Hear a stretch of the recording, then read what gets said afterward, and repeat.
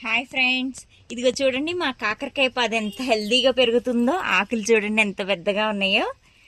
ఇది female flower అండి. ఇగో ఇలా వస్తుంది అనమాట. ఇది ఫ్లవర్ మామూలుగా మేల్ ఫీమేల్ ఒకే రకంగా కనపడతాయి, కానీ ఇది ఫీమేల్ ఇలాగా కొంచెం ఇలా చిన్న పిందిలాగా ఉంటుంది. ఇది ఫీమేల్. ఇదిగోండి అన్ని బాగా చాలా మొగ్గలు వచ్చినాయి. చూడండి ఎంత బాగుందో. ఇలా చూస్తూ ఉంటే ఇక్కడ నాకు ఇప్పుడే కనపడినాయి అండి కాకరకాయలు. చూడండి ఎంత బాగుంది, ఎంత పెద్దగా వస్తుందో. చిన్న కుండీలోనే చాలా బాగా వస్తున్నాయి. నేను అసలు ఎక్స్పెక్ట్ చేయలే. ఇదే పెరుగుతుంది కదా, వస్తే ఇంకా రాలేదు అనుకుంటున్నాను. అనుకునే లోపు ఆకులు మధ్యలో దాక్కొని కనబడుతూ ఉన్నాయి. చూడండి ఎంత బాగున్నాయో. చాలా పెద్దగా వచ్చినాయి. ఆకులు కూడా చాలా పెద్దగా వస్తున్నాయి. ఇంకా పిందెలు ఉన్నాయి. అన్నీ భలే వస్తున్నాయి. ఇదిగోండి, వీటికి ఇప్పుడు ఫెర్టిలైజర్స్ ఇస్తూ ఉండాలి. ఇస్తూ ఉంటే బాగా వస్తాయి. ఇది ఉల్లిపాయలు ఇలా దీనికి ఇలా వచ్చినాయండి, కొంచెం గ్రీన్గా. ఇవన్నీ నేను ఇలా పెట్టేశాను మట్టిలో. పెడితే ఇంత బాగా వచ్చింది. 1 వీక్ 2 వీక్స్లోనే ఇలా వచ్చేసింది. ఇలా మొదలకి ఇట్లా కట్ చేసుకుంటే ఇక్కడి నుంచి మళ్ళీ వస్తాయి అన్నమాట.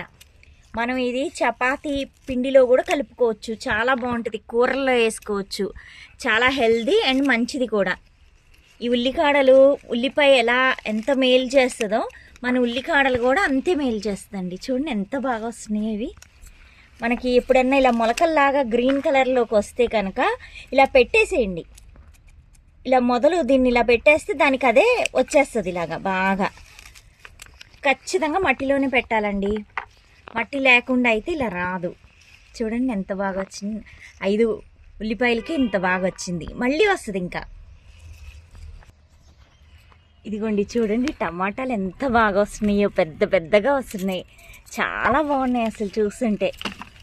పడిపోయినాయి. ఇదిగోండి చాలా పెద్దగా వస్తున్నాయి. ఇలా పండిపోయాక తీస్తే ఇవి భలే టేస్ట్ ఉంటాయండి. పప్పులో వేసుకున్నా, కూరలో వేసుకున్నా. ఇంకా ఉన్నాయి. ఇటు చూడండి, ఇక్కడ కూడా చాలా ఉన్నాయి టమాటాలు. ఇది కూడా కోసేస్తాను. ఇదిగోండి ఇక్కడ చూడండి దాక్కుని ఉన్నాయి. చాలా బాగున్నాయి. ఇదిగో చూడండి ఇక్కడ కూడా గుత్తులే టమాటాలు. అయితే ఇట్లా గుత్తులుగా రావాలంటే ఫెర్టిలైజర్స్ ఏ ఒకటి ఇస్తూ ఉండాలి. మనం ఆర్గానిక్గా పెంచుతున్నాం కాబట్టి మరీ బాగా ఎక్కువ రావండి. ఇలా అయితే మాత్రం టమాటాలు బాగా వస్తాయి అసలు. ఇక చూడండి ఇవి పెద్ద చెర్రీ టమాటా. ఈ పండిపోయినవి నేను చూసుకోలేదు. ఇదిగోండి ఎక్కువ ఫెర్టిలైజర్స్ ఏమి ఇవ్వలేదండి నేను. కొంతే ఇచ్చింది. బాగా వచ్చి ఇది ఇరుక్కుపోయింది దీంట్లోకి. ఈ పచ్చిమిరపకాయ చూడండి అసలు ఎంత బాగుందో. ఈ మొక్కకి బాగా పిందెలు వచ్చినాయి. ఇవ్వండి ఎంత బాగా వచ్చినాయో. ఇవన్నీ పిందెలు. ఈ సైజు ఇంకొంచెం దీనికంటే కొంచెం పెద్దది వస్తుంది, కానీ ఇంతే ఈ సైజులోనే ఉంటాయి పచ్చిమిరపకాయలు. ఈ బజ్జీ వేసుకుంటే బాగుంటుందని నేను బజ్జీ వేసుకున్నా. ఫస్ట్ వచ్చిన కాయల్ని చాలా బాగున్నాయి. ఇదిగోండి ఇంకా వీటికి గ్రోత్ ఇంకా బాగా రావాలి. ఇదిగోండి పూత కూడా బాగా వస్తుంది.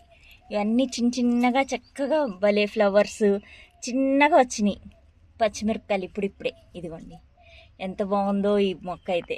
భలే ఉన్నాయి అసలు. ఇది కూడా టేస్ట్ ఉంది. ఇది